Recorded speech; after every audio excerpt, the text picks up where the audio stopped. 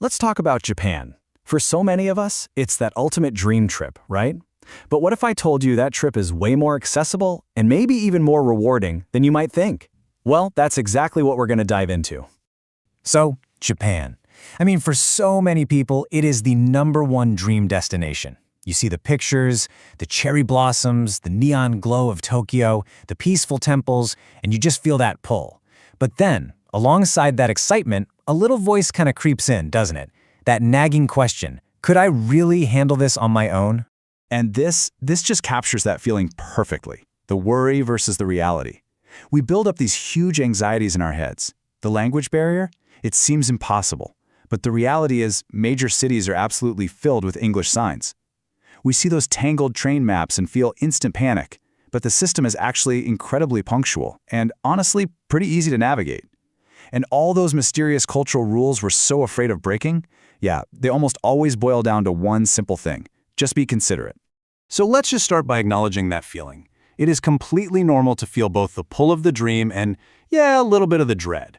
You are not alone in wondering if you'll get lost or accidentally offend someone.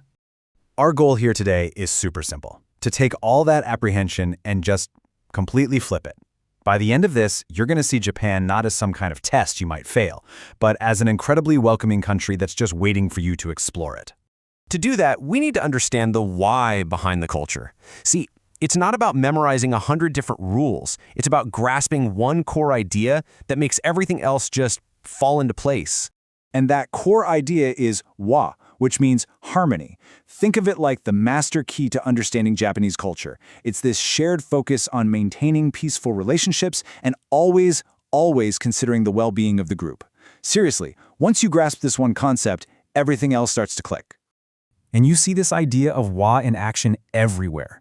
The reason trains are so quiet? That's wa. It's about respecting the shared space. The way everyone lines up so neatly for everything? That's wa.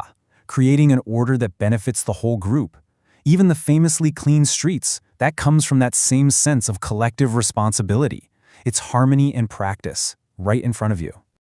Now, the other side of this cultural coin is omotenashi. This is this deep, wholehearted spirit of hospitality.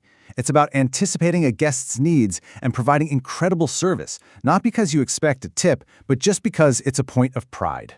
And this spirit of omotenashi is exactly what makes traveling there feel so smooth. It's the reason tipping isn't a custom, because awesome service is just the baseline, not an extra you pay for.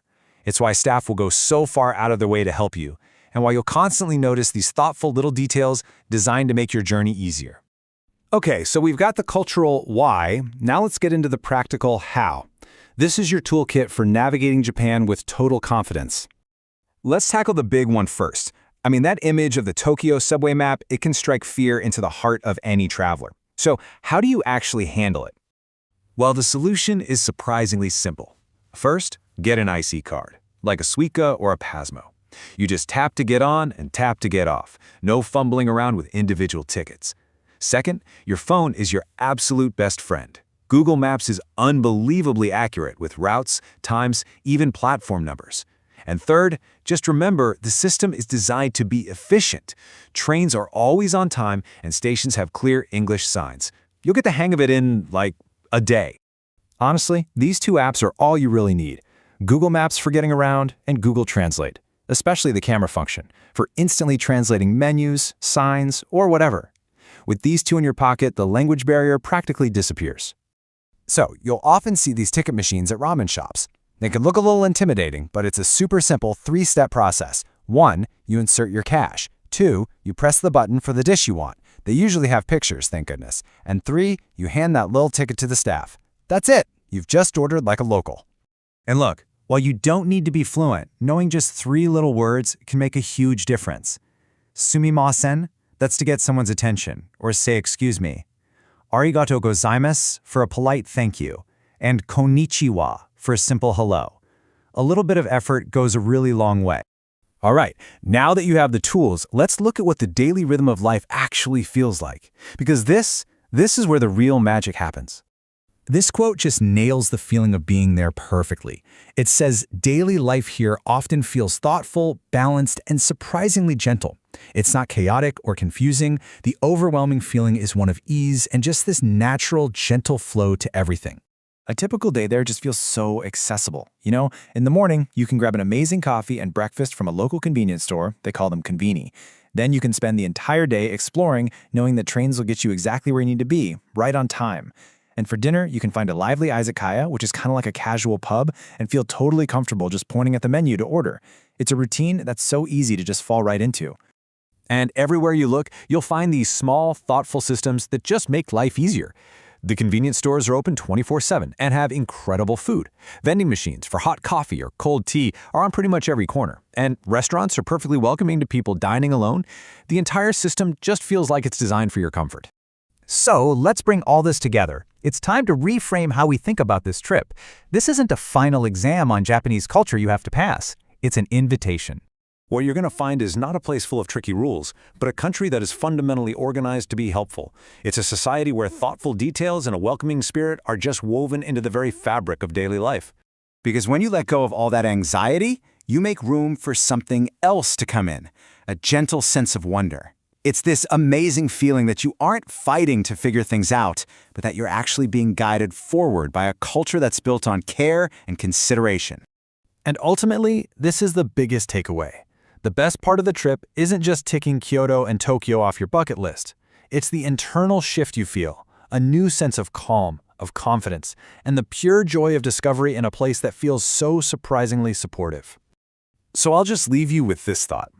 What if the best souvenir you bring back from Japan isn't something you can pack in a suitcase, but a feeling you carry with you long after you're home, a renewed sense of calm, and a whole new understanding of what's possible when a place is built on a foundation of harmony and hospitality? So, you're planning a trip to Japan. That's awesome. You're probably buzzing with excitement. But maybe, just maybe, there's a tiny part of you that's a little nervous about the customs, right? Well, today, we're going to tackle that. But not by giving you a giant list of rules to memorize. No, we're going to get to the heart of it, the simple ideas behind everything. And by the end, trust me, you'll feel way more comfortable. Yeah, that feeling, it's totally normal. I mean, Japan is just incredible, but it's easy to feel a bit overwhelmed by the culture. You really want to do the right thing, be respectful, but it's like, where do you even begin with all those unspoken social cues? And look, that worry is completely valid.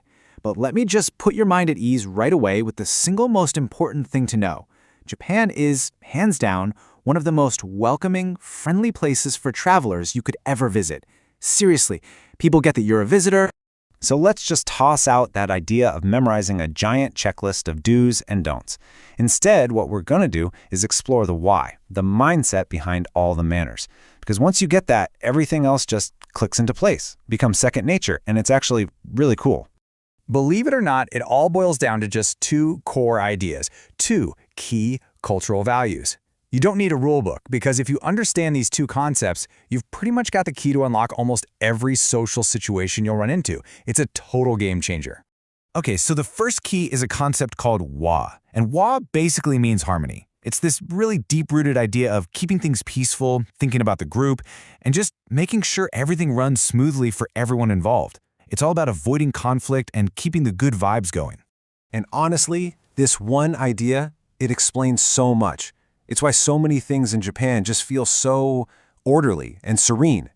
Once you know to look for wa, you'll start seeing it absolutely everywhere, and all those customs that seemed confusing, they'll suddenly make complete sense. Okay, let's get practical. You ever see videos of Japanese trains? They're super quiet, right? Or how people line up so perfectly for the bus. That's not because there's a guard yelling at them. That's waju in action. It's this collective, unspoken agreement to just make the shared space pleasant for everybody. All right, key number 2 is omotenashi. And this word is just beautiful. It's hospitality, but on a whole other level. It's not just good service. It's the spirit of wholehearted, sincere care. It's about anticipating what someone might need before they even ask and doing it without ever expecting anything back. You know, the easiest way to wrap your head around omotenashi is to compare it to tipping. In a lot of Western countries, a tip is kind of transactional, right?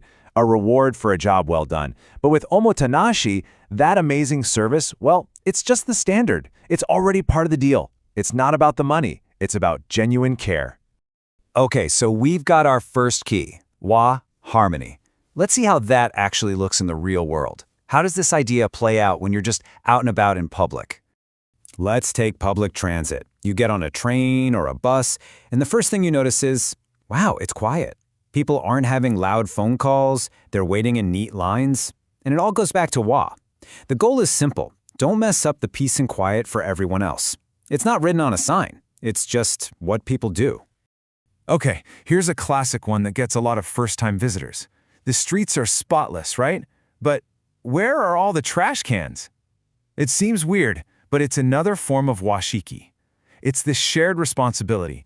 Everyone just kind of carries a little bag for their own trash and takes it home. Simple as that. All right, so that's public spaces. Now let's zoom in a little bit to more personal situations. Think visiting a temple or maybe even someone's home. This is where you really see both wa and omotenashi come to life. Taking off your shoes. This is a big one. It's a huge sign of respect. You're basically creating a boundary between the dirty outside world and the clean inside. And it's super easy. You just leave your shoes at the entrance area, step up onto the main floor in your socks, and you'll almost always find a pair of indoor slippers waiting right there for you. Okay, let's talk about food. Specifically, chopsticks. If you only remember one single rule for your whole trip, please make it this one. Do not stick your chopsticks upright in your rice. And here's why. It looks exactly like an offering for the dead at a funeral. So yeah, it's a huge taboo. But now that you know, it's super easy to avoid, right? And all of this brings us full circle, right back to omotenashi, that amazing, attentive service you'll get everywhere you go. It's not an act they're putting on for a tip. Like we said, good service is just part of the package. It's a genuine welcome. And that's exactly why you don't need to tip. It's just not part of the culture. So let's tie all this together. I think a lot of that travel anxiety comes from thinking of Japanese etiquette like it's some big, complicated exam you're about to fail. But hopefully you can see now that's just not the right way to think about it at all. The bottom line is, you can totally relax. Let go of that pressure to get everything 100% perfect. This isn't a test. You don't need a perfect score. Memorizing a long list of rules was never, ever the point. Really, it's all about one thing, just being mindful and considerate of the people and the space around you. If your intention is to be respectful and maintain that harmony, to practice wa, then you're already nailing it. You're already doing it right. And you know, that kind of leaves us with one last thing to chew on. Understanding wa is great for your trip to Japan, for sure, but it also gives you a really interesting way to look at your own life back home. Just imagine, what would our own towns and neighborhoods look like if we all tried to practice a little more wa? It's a cool thought. Anyway, thanks for joining me for this explainer. What is it about Japan that captivates you? Please let me know in the comments below. If this journey resonated with you, please subscribe to the channel, hit the like button, and stay tuned for our next episode. Thank you so much for watching.